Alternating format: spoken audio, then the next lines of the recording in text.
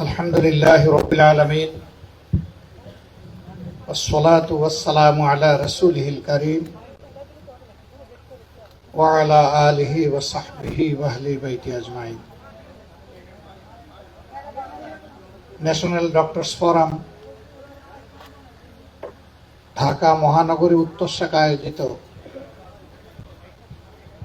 পবিত্র রমাদানুল কারিমের তৃতীয় দিবস শেষে আজকের এই মাহফিল, ইফতার মাহফিলের সম্মানিত সভাপতি,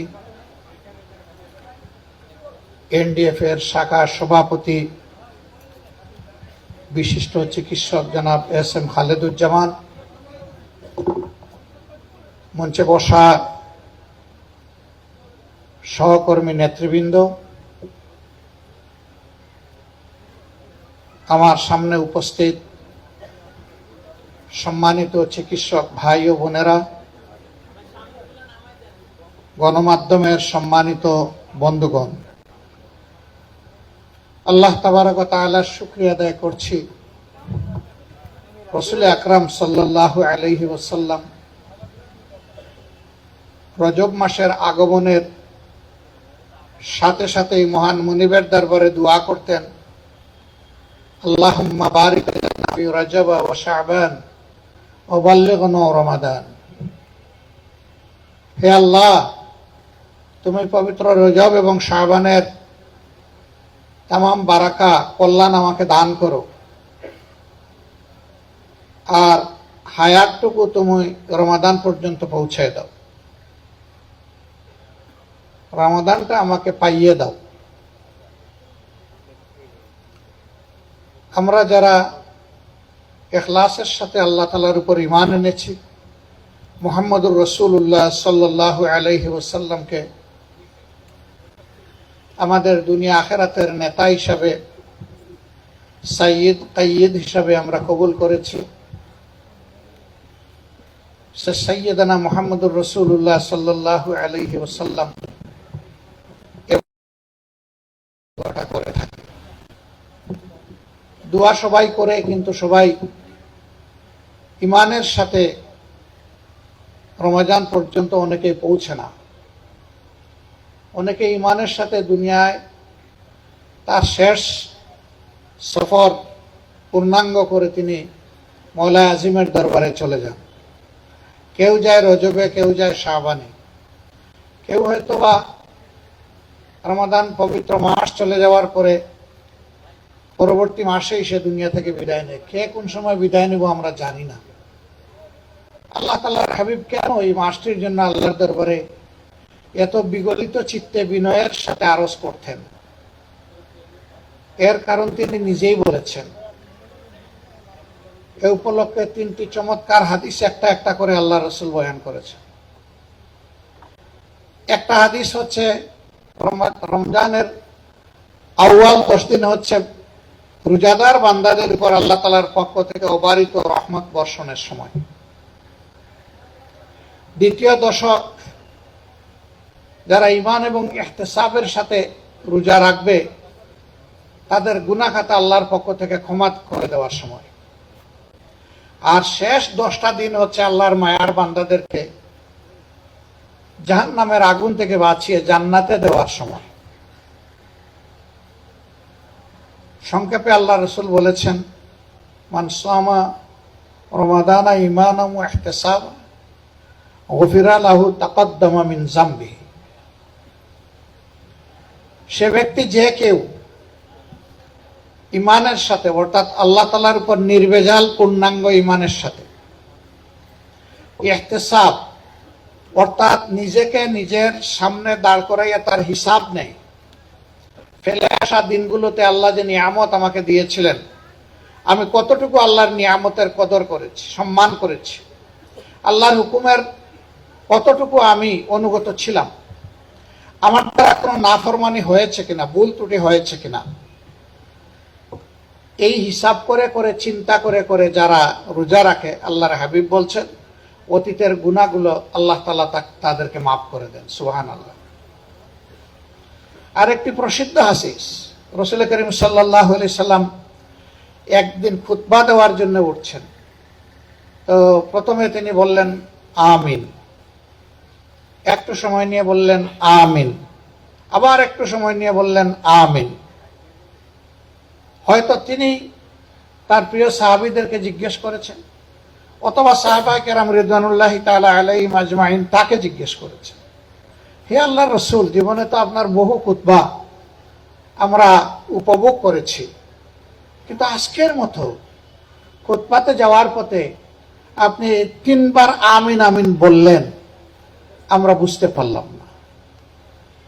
অথবা রাসূল করিম সাল্লাল্লাহু আলাইহি সাল্লাম তাদেরকে জিজ্ঞেস করেছেন, এরকম আমিন বলতে কি তোমরা আমাকে কখনো শুনেছো? বলে না, তা তো শুনিনি। তাহলে আজকে কেন বললাম? যেমনটি আল্লাহ রসুল বলেছেন।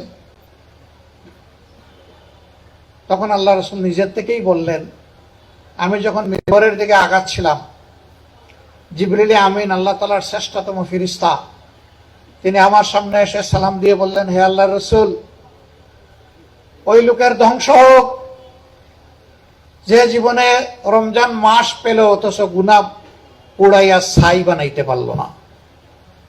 আমি বললাম আমিন।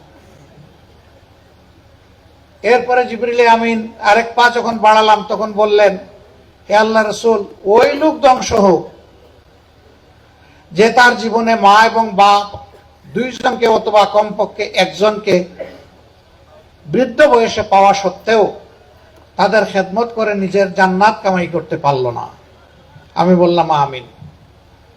আবার জিবরিল আমিন বললেন, হে আল্লাহর রাসূল, আসমানের নিচে জমিনের উপরে আপনি হচ্ছেন আল্লাহ তাআলার সর্বশ্রেষ্ঠ নিয়ামত। আপনার নাম শোনার পরে যে আপনার উপরে দুরূদ পেশ করে না, সে ধ্বংস হোক। আমি বললাম আমিন। Very significant. আল্লাহ তাআলার শ্রেষ্ঠ ফেরেশতা অভিশাপ দিচ্ছেন আর রাসূল মকবুল সাল্লাল্লাহু আলাইহি সাল্লাম সমর্থন দিচ্ছেন আমিন বলে। আল্লাহর দরবারে কবুল হওয়ার দোয়া করছেন আমিন বলে। এর মাঝে গুরুত্বপূর্ণ হচ্ছে এই সিয়াম। রাসূল করিম সাল্লাল্লাহু আলাইহি সাল্লাম বলেছেন, একদল লোক সুবহ সাদিক থেকে গরব পর্যন্ত, মাগরিব পর্যন্ত খাবেও না, পানও করবে না, স্ত্রী সহবাস থেকেও বিরত থাকবে, কিন্তু ইফতারের সময় তাদের রোজা ফেরেশতা তার মুখের উপর ছুঁড়ে মেরে চলে যাবে। এটা আল্লাহর দরবারে কবুল হবে না। এটা কোন রোজা? যে রোজা রাখলো অথচ সে নির্লজ্জতা পরিহার করলো না, রোজা রাখলো অথচ মিথ্যা পরিহার করলো না, রোজা রাখলো অথচ গীবত সে ছেড়ে দিল না। এরকম যে রোজা, এই রোজা মাথার চুলের উপরে আর উঠে না। ফেরেশতারা তোর রোজা তোর মুখে বলে ওখানে ছেড়ে দিয়ে চলে যান।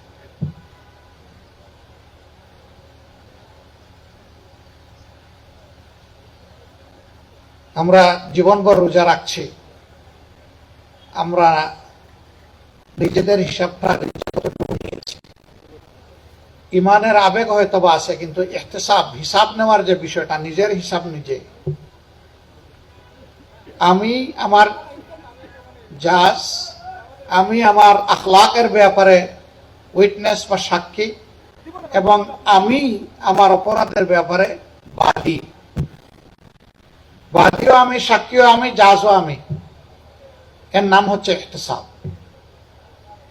এইভাবে যারা জীবন গঠন করতে পারবে তারাই আলহামদুলিল্লাহ সার্থক জীবন গঠন করতে পারবে। আল্লাহ তাআলা যে কয়টা ইবাদতকে মৌলিকভাবে ফোর্স করেছেন তার মধ্যে সিয়াম একটি। এটি হচ্ছে মানুষের বদনী ইবাদত, এটি হচ্ছে গোপন ইবাদত।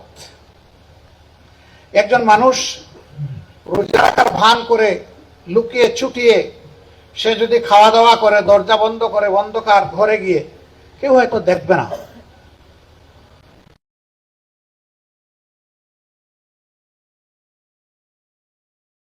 যিনি শুনেন এবং দেখেন, কোনো কিছু তার থেকে এসকেপ করতে পারে না, তার ভয়ে যারা রোজা রাখে তাদের রোজা পূর্ণ হয়, তাকওয়ায় তাদের কল্ব পরিপূর্ণ হয়। এই জন্য রোজা রাখার উদ্দেশ্য সম্পর্কে আল্লাহ তাআলা এটাও বলেছেন। হয়তো এই আয়াতটি কেউ তেলাওয়াত করেছেন, তারপরে আমি আবার করছি। ইয়া আইয়ুহাল্লাযীনা আমানু কুতিবা আলাইকুমুস সিয়ামু কামা কুতিবা আলাল্লাযীনা মিন ক্বাবলিকুম লাআল্লাকুম তাত্তাকুন। হে ঈমানদারগণ, তোমাদের জন্য এই রোজাকে লিখে দেওয়া হয়েছে, অবধারিত করে দেওয়া হয়েছে, ফরজ করা হয়েছে, যেমনটি তোমাদের পূর্বের মুমিনগণের উপর করা হয়েছিল। তা এই কারণে করা হয়েছে যে সম্ভবত এই সিয়াম পালনের মাধ্যমে তোমরা তাকওয়ার নীতি অবলম্বন করবে। তাকওয়া হচ্ছে ওই জিনিস, আল্লাহর একজন বান্দা কিংবা বান্দি সর্বাবস্থায় স্মরণে রাখবে যে আমি যা চিন্তা করি, আমি যা ঠোঁট দিয়ে প্রকাশ করি, আর আমি যা হাত পা দিয়ে করি, আমি যা চোখ দিয়ে দেখি, আমি যা কান দিয়ে শুনি, এই সব কিছু একজন দেখছেন, তাকে ফাঁকি দেওয়ার কোনো উপায় নেই। অতএব তিনি যা পছন্দ করেন আমি তাই চিন্তা করব, আমি তাই বলবো, আমি তাই করব, আমি তা দেখব, আমি তা শুনব। কিন্তু সেই মহান সত্তা আল্লাহ রাব্বুল আলামিন যা অপছন্দ করেন তা আমি চিন্তাও করব না, আমি বলবও না, আমি করবও না, আমি দেখবও না, আমি শুনবও না। এইভাবে নিজের জীবনের কার্যক্রম যিনি সাজাতে পারবেন তিনি সত্যিকার অর্থের মুত্তাকি। আমাদের একটা মুত্তাকির ধারণা আছে, লম্বা দাড়ি হতে হবে, ভালো লম্বা জুব্বা হতে হবে, হাতে একটা তাসবিহ ঝুলে থাকতে হবে, এবং সব সময় হয়তোবা অথবা বেশিরভাগ সময় তিনি মসজিদে পড়ে থাকবেন, তিনি একজন মুত্তাকি মানুষ। মসজিদে যিনি পড়ে থাকবেন তিনি একজন আবেদ মানুষ, হয়তোবা, আল্লাহ ভালো জানেন। মুত্তাকি তার নাম, যিনি জীবনের সমস্ত কাজ স্বাভাবিকভাবে করবেন কিন্তু আল্লাহকে ভয় করে করবেন। যিনি মসজিদে পড়ে থাকেন তিনি তো কোনো কাজই করেন না, তো তার তাকওয়ার পরীক্ষাটা হবে কিভাবে? একবার 5-7 জন লোক বোমা ফাটিয়েছে, বলতেছে এই সমাজের সবগুলা করাপ্ট, আমিও করাপ্ট, নিজের দিকে অঙ্গুলি নির্দেশ করে বলেছে। সবাই চুপচাপ। একজন প্রতিবাদ করে বলছেন, জনাব, সবাইকে এক পাল্লায় পাবেন না। তো তাই আপনার পাল্লাটা আলাদা, ঠিক আছে, আপনারটা পরে মাপবো। আমি অমুক অফিসে চাকরি করি, আমার হাত ঘুষ থেকে মুক্ত নয়। ভাই আপনি কি করেন? বলে যে ব্যবসায়ী। তো জিজ্ঞেস করছে যে আপনি ব্যবসার এই নীতি যেটা আল্লাহ পছন্দ করেন এটা আপনি অনুসরণ করেন? কই জি না, আমি তো সবটা পারি না। এরপরের জনকে জিজ্ঞেস করছে আপনি কি করেন? বলে যে আমি আপনার মতো চাকরি করি। কই যে আপনার আঙ্গুল কি পরিচ্ছন্ন? কই জি না, আমার আঙ্গুলেও ময়লা আছে। শেষমেশ যিনি প্রতিবাদ করেছিল উনাকে জিজ্ঞেস করছে, জনাব আপনি কি দয়া করে একটু বলবেন আপনি কি করেন? বলে যে জি, আমি তো মসজিদে ইমামতি করি। বলে যে আপনারা ঘুষ দিবেটাকে যে আপনি খাবেন? আপনি যদি আমার মতো চাকরি করতেন আর যদি সেই সুযোগটা আসতো আর আপনি যদি বলতেন যে এটি আমার নয়, এটার উপরে আমার হাত পড়বে না, আমি আল্লাহকে ভয় করি, তখন বোঝা যাইতো যে আপনি সত্যিকার অর্থের পরহেজগার। ভাই আপনার তো এই পরীক্ষারই সুযোগ নেই। সম্মানিত ভাইরা, পরহেজ মানেই হচ্ছে বেঁচে চলা। আমি এটা করব, আমি এটা করব না। কেন? যেটা করব এই কারণে করব আমার আল্লাহ খুশি হবেন। কেন করব না? আমার আল্লাহ নারাজ হবেন, এই জন্য আমি করব না। আমার ভাই এখানে একটু জাকাতের দিকে ইঙ্গিত দিয়েছেন, এটা হচ্ছে মালের ইবাদত। হজ হচ্ছে জাকাত এবং মালের ইবাদত, সালাত হচ্ছে দেহের ইবাদত, সওম হচ্ছে দেহের ইবাদত, বদনী ইবাদত। এই জাকাতটার মূল মাকসুদটা কি? এই জাকাতের মূল মাকসুদ হচ্ছে সমাজকে একটা ভারসাম্যের জায়গায় নিয়ে আসা, অর্থনৈতিক দিক থেকে। আমাদের এটা একটা মুসলিম দেশ, 91% মানুষ আমরা মুসলমান। আজকের এই সমাবেশে যারা উপস্থিত হয়েছেন তারা ওয়েল টু ডু মুসলমানস, তারা স্বাবলম্বী সচ্ছল মুসলিম maximum, except and save someone might be or not be, Allah knows best। আমি ধারণা করছি এরা আপনারা সবাই সচ্ছল মানুষ। আমি যদি আমার নিচের দিকে যারা আছে, প্রতিবেশী যারা আছেন, রাস্তায় চলতে যাদেরকে দেখি, তাদের দিকে তাকাই, তাহলে দেখবো যে আল্লাহ তাদের তুলনায় আমাকে অনেক ভালো রেখেছেন। আলহামদুলিল্লাহ। শুকর আদায় করব মুখে, কালিমাতু শুকর বলে আলহামদুলিল্লাহ, কিন্তু প্রকৃত শুকর আদায় হবে যদি দেখি আমার কোনো প্রতিবেশী কষ্টের মধ্যে আছে, তার খোঁজ নিয়ে তার কষ্ট দূর করা এবং সে কিভাবে সম্মানের সাথে খেয়ে বেঁচে চলতে পারে তার একটা ব্যবস্থা করে দেওয়া। জাকাতের অর্থ এটি নয়, মকসুদ এটি নয় যে বাজারের এভারেজ মূল্যের অথবা বিলো এভারেজ কোয়ালিটির কিছু কাপড় কিনে কিছু শাড়ি এবং লঙ্গি বিতরণ করা হবে। আল্লাহর কসম, আমি জাকাতের মকসুদ এটা একেবারেই বুঝি না। এটার জন্য জাকাত নয়, এটা একটা ইলজিক্যাল ম্যাটার, অযৌক্তিক বিষয়।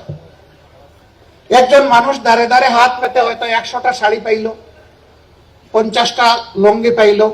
একজন মানুষের বছরে কয়টা শাড়ি কয়টা লঙ্গির দরকার পড়ে? একটা বা দুইটা, তিনটা বা চারটা ম্যাক্সিমাম। তো বাকিগুলা কি করবে? সেই এ টাকাটা তো তার ছিল, আপনি তো তাকে জিজ্ঞেস করেন নাই লঙ্গি লাগবে না শাড়ি লাগবে না, তোমার প্রয়োজনটা কোন জায়গায়। হক তার, ডিসিশন নিলেন আপনি, এটাই তো একটা না হক কাজ করলেন আপনি। আগে তো জানবেন যে ওই লোকটার সমস্যা কোথায়। আল্লাহর হাবিব বলেছেন, তোমরা জাকাত এমন ভাবে মানুষকে দাও যাতে ওই নিচের হাতটা আর দ্বিতীয়বার নিচের হাত না থাকে, পরবর্তী পর্যায়ে ওইটা যেন উপরের হাত হয়ে যায়। আল্লাহু আকবার। হযরত উমর ইবনে খাত্তাব রাদিয়াল্লাহু তাআলা আনহুর সময় একবার এক ভদ্রলোক, তিনি জাকাতের মাল নিয়ে বন্টন করার জন্য ঘর থেকে বের হয়েছে। দীর্ঘ সফরের পরেও তিনি এটা থেকে মুক্তি পাচ্ছেন না। রাষ্ট্র তাকে অ্যাডভাইস করেছিল, যাও তুমি ওই রকম কোন গরিব মানুষ দেখে তাকে দিয়ে দাও। তিনি দীর্ঘ দিন পথ মেড়ে সফর করে একটা গাছের নিচে সামান্য ছায়াতে আশ্রয় নিয়েছেন। ঘুম লেগে গেছে, জাকাতের অর্থের পুটলা তার মাথার নিচে বালিশ। তিনি উঠছেন, উঠে দেখেন যে একজন দুলামুলিন মানুষ, একেবারেই কাপড় চোপড় বয়লা, তিনিও এরকম একটা কিছুর উপরে মাথা দিয়ে ঘুমাচ্ছেন। তার মনটা খুশিতে উদ্বেলিত হয়ে উঠল যে আল্লাহ বোধহয় আমার জন্য এখন বোঝা হ্রাস করার সেই ফিরিস্তা পাঠিয়েছে। নিশ্চয়ই এই লোক অভাবী হবে, তার চেহারা থেকে বোঝা যাচ্ছে। তিনি বসে বসে পাহারা দিচ্ছেন। এই লোক যখন ঘুম ভেঙে উঠলো, গলায় জড়িয়ে ধরলেন, ভাই তুমি ফিরিস্তা আমার জন্য। ভাই বুঝলাম না, আপনিও ঘুমাইলেন, আমিও ঘুমাইলাম, আমিও মানুষ, আপনিও মানুষ, তো আপনার মতো আমি ফিরিস্তা? ফিরিস্তা না, আমিও তো মানুষ, ফিরিস্তা হইলাম কিভাবে? ওই যে ভাই, আমি এই বোঝাটা বয়ে বেড়াচ্ছি, এটা কাউকে দেওয়ার পাচ্ছি না, আপনাকে দেখে মনে হচ্ছে যে আপনি আমাকে এটা গ্রহণ করে সাহায্য করতে পারবেন। এটা বললেন না যে আপনাকে গরিব মনে হচ্ছে, খুব বিনয়ের সাথে বললেন। ওই লোক হাসতে হাসতে বলল, ভাই একই দশা আমারই, ওই যে দেখছেন আমার এই বালিশটা বালিশ না, ওইটা একই জিনিস, আমি ওই এক দশার উপরে আছি। আল্লাহু আকবার। আল্লাহ তাআলা চাইলে এইভাবে সমাজকে নিয়ামত দিয়ে ইউনিফর্মলি পরিপূর্ণ করে দিতে পারে। আল্লাহ রাসূল কঠোর ভাবে বলেছেন, যে নিজে পেট পুরে খায় আর তার প্রতিবেশীর অভুক্ত থাকে, তার দিকে নজর দেয় না, ফালাইসা মিন্না, এ আমার উম্মত নয়, এ আমার উম্মত হওয়ার দাবি করতে পারে না। রাসূলের সাহাবীরা জিজ্ঞেস করছেন, যদি ওই প্রতিবেশী ইহুদি হয়, আল্লাহ রাসূল পাল্টা প্রশ্ন করেছেন, সে কি মানুষ নয়? ইহুদি না মুসলিম এটা তোমার দেখার বিষয় নয়, তোমার দেখার বিষয় সে তোমার প্রতিবেশী আর সে অভুক্ত। প্রিয় চিকিৎসক বন্ধুগণ, আপনাদের কপাল খুবই সুপ্রসন্ন, প্রশস্ত। আল্লাহু আকবার। আল্লাহ তাআলা আসরের দিন কিছু মানুষকে বলবেন, আরে আমি অসুস্থ ছিলাম, তুমি আমাকে সেবা শুশ্রূষা করো নাই, যদি করে আসতে আজকে আমার জান্নাত তোমাকে আলতো করে তোমার হাতে তুলে দিতাম। আল্লাহর বান্দা জিজ্ঞেস করবে, হে আল্লাহ, আপনি বেনিয়াস, আপনি সমাদ, আপনি আবার অন্যের সাহায্যের মুখাপেক্ষী হন কিভাবে? আপনি অসুস্থ হন কিভাবে? আপনি তো দারুশ শিফার মালিক। আল্লাহ তাআলা বলবেন, আমি না, আমার বান্দা অসুস্থ হয়ে তোমার কাছে গিয়েছিল, তুমি মন ভরে আমাকে খুশি করার জন্য তাকে সেবাটা দাওনি, কাজে আজকে আমার কাছে তোমার জন্য কোনো ভালো পাওনা নেই। উল্টা দিকে যে দিবেন, এটাকে তার রিজেকের উসিলা মনে না করে আল্লাহর পক্ষ থেকে নেক আমলের একটা উপহার মনে করে যিনি কবুল করবেন এবং তার রোগীকে তিনি সেইভাবে কাউন্সিলিং করবেন, তাকে সময় দিবেন, তার জন্য দোয়া করবেন, তাকে উপযুক্ত চিকিৎসা দেবেন এবং সে যদি স্বাবলম্বী না হয় কিছু সহযোগিতা করেও পাঠাবেন। আজকের এই মজলিসে আমার বিশ্বাস আমাদের ইদ্রিস ভাই যদি সুস্থ থাকতেন তিনি উপস্থিত থাকতেন। তিনি এখন জীবিত কিন্তু পড়ে আছেন বিছানায়। তার চেম্বারের উপরে লেখা ছিল তিনি যেদিকে বসা তার পিঠের দিকে। আপনি যদি সচ্ছল না হন লজ্জা করবেন না, আমাকে ইঙ্গিতে বলুন, ইশারা দিন, আপনাকে ফি দিতে হবে না। অনেকে সেই রকম ইশারা করত, তিনি জেনে নিতেন যে এখন ফেরত যাওয়ার ভাড়া আছে কিনা, ঔষধ কিনতে পারবে কিনা। আলহামদুলিল্লাহ তিনি সাপোর্টটা দিতেন। আমরা লোক পাঠাইতাম মফস্বল থেকে তার কাছে, ফিরে গিয়ে বলতো ভাই উনাকে দেখা মাত্র অর্ধেক রোগ আমার চলে গেছে, আর বাকিটা ইনশাল্লাহ আল্লাহ চাইলে উনি যে চিকিৎসা দিয়েছেন আশা করি আমি শিফা পাব। তিনি তো ফকির হয়ে যাননি, তিনি তো আলহামদুলিল্লাহ সচ্ছল ছিলেন, খুবই সচ্ছল ছিলেন। আল্লাহ তাআলা এইভাবেই রিজেকে বারাকা দিয়ে দেন। যাকাতের এই টাকা বিভিন্ন সংস্থা গ্রহণ করে, যেহেতু আমাদের দেশে ইসলামী সরকার নেই, ইসলামী সরকার না থাকার কারণে জাকাতের টাকা অন্তত মানুষ সরকারকে দিতে চায় না, যে তার এই টাকাটা জাকাতের নির্ধারিত 8টা খাতে ব্যয় হওয়ার গ্যারান্টি থাকবে কিনা এই ভয়ে দেয় না। অন্যান্য সংস্থাগুলা নেয়, আমরা যে সংগঠনটা করি আমাদেরকেও যারা দেন তাদের এই আমানত আমরাও গ্রহণ করি, তবে আমরা কারো উপর ইনফ্লুয়েন্স খাটাই না, জোর করি না। আমরা এতটুকু বলি যে আপনি যদি আমাদেরকে এই আমানতের দায়িত্ব দেন, আপনার আদায় করার কারণে আপনি সওয়াব পাবেন, আর আমরা বাস্তবায়নের কারণে আপনাদের উসিলায় একটু সওয়াব পাব। আমরা চেষ্টা করব আপনাদের আমানত হকদারের কাছে কোনো কম বেশ ছাড়া যথাযথভাবে পৌঁছানোর। এরপরে যদি আমাদের জ্ঞানের অভাবে কোনো ভুল হয়ে যায় আল্লাহর কাছে মাপ চাই, কিন্তু স্বেচ্ছায় সব জ্ঞানে এই জাকাতের টাকা এটা আগুন, এই আগুনে আমরা হাত দিই না, দিব না। এটা যার পাওনা তার কাছে আমরা পৌঁছে দেওয়ার চেষ্টা করি। আর আমাদের পদ্ধতিটাই হচ্ছে যে ওই পদ্ধতি যেটা আল্লাহর রাসূল বলেছেন, যাকে একবার জীবনে দিবা তার জন্য দ্বিতীয়বার আর কারো কাছে হাত পাততে না হয়, এমন ভাবে তাকে একটা কিছু করে দাও। আমরা ওইটাই চেষ্টা করি। তাকে পয়সা দিয়ে আমরা বসে থাকি না, তাকে তদারকি করি, সঙ্গ দিই যে সে প্রপারলি এটা ইউটিলাইজ করেছে নাকি এটা ফান্ড ডাইভার্ট করে অন্য কিছু করে ফেলেছে। আমরা বিশ্বাস করি এইভাবে একজন অসচ্ছল লোক যদি জাকাতকে পরিপূর্ণ আমানতদারির সাথে তিনি যদি গ্রহণ করেন, ইনশাআল্লাহ আল্লাহ রসুলের কথা সত্য যে দ্বিতীয়বার তাকে আর হাত পাততে হবে না ইনশাআল্লাহ। আমরা বিষয়গুলোকে এইভাবেই হ্যান্ডেল করার চেষ্টা করি। তারপরেও আপনাদের আস্থার বেস্ট জায়গা যেটা সেখানেই দেওয়ার জন্য আমি অনুরোধ করব, কিন্তু আল্লাহর রাস্তায় হাত জোড় করে অনুরোধ করব, শাড়ি এবং লঙ্গি বিতরণ করবেন না। 20 টাকা 100 টাকা 50 টাকা দিবেন না। এ দিয়ে সে স্বাবলম্বী হবে না, জাকাতের মাকসুদ পূরণ হবে না, আল্লাহ রাসূল যে সুসংবাদ দিয়েছেন ওইটা বাস্তবায়ন হবে না। হ্যাঁ, আপনার কোনো নিকটাত্মীয় আপনি লজ্জা পাচ্ছেন তাকে এইভাবে পুনর্বাসন করতে, কিভাবে বলেন কিভাবে না, দেন, আমাদেরকে দায়িত্ব দেন, আমরা আপনার খামলা হিসাবে কাজ করে দেব ইনশাআল্লাহ। তদারকিও করব, সব কিছু করব। আপনাদের সাথে আমরাও আল্লাহর দরবার থেকে কিছু পাওয়ার আশায় করব এবং বড় টার্গেট থাকবে সমাজ থেকে যেন আমাদের দারিদ্র বিমোচন হয়। এই পথে আসলে সম্ভব যখন ইসলামী রাষ্ট্র পূর্ণাঙ্গ কায়েম হবে। আমরা যেটা করি এটা একটা অংশ, এটা একটা পার্শিয়াল খেদমত, এই দিয়ে ওই মূল মকসুদটা পূরণ হবে না। এই জন্য মূল জায়গায় আমাদের যেতে হবে যে দিনটা পরিপূর্ণভাবে সমাজে কায়েম করতে হবে। এই ক্ষেত্রে যার যার জায়গা থেকে সর্বোচ্চ অবদান রাখতে হবে। মনে রাখবেন, ইন্ডিভিজুয়ালি সবার উপর আল্লাহর কসম, মাবুদের জাতের কসম, দিন কায়েমের কাজ করা ফরজ সবার উপর ইন্ডিভিজুয়ালি। আপনি করলে আপনার ছেলের হক আদায় হবে, ছেলে করলে বাপের হক আদায় হবে না, স্বামী করলে স্ত্রীরটা আদায় হবে না, স্ত্রী করলে স্বামীরটা আদায় হবে।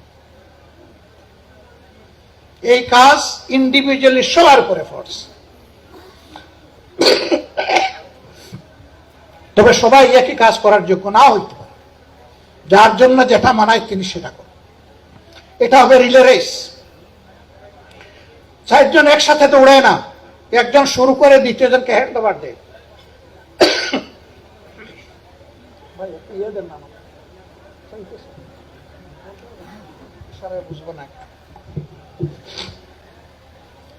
দ্বিতীয় জন এই রুমালটা হাতে নেবে, নিয়ে জান প্রাণ দিয়ে দৌড়াবে তৃতীয় জনকে হ্যান্ড ওভার করার জন্য।